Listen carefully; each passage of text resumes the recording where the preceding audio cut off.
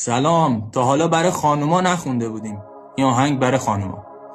دختری خیر سرم و گردنم کلفته، هر کجا پا میذارم بلبل میفته.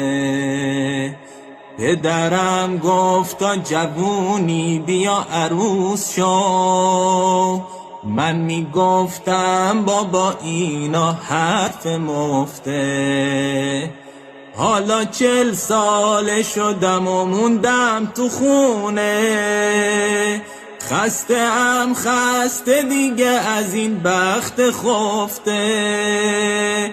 دیگه 100 کیلو شدون هیکل کوچیکم، شوهرم گیر نمیاد که تو تله بیفته.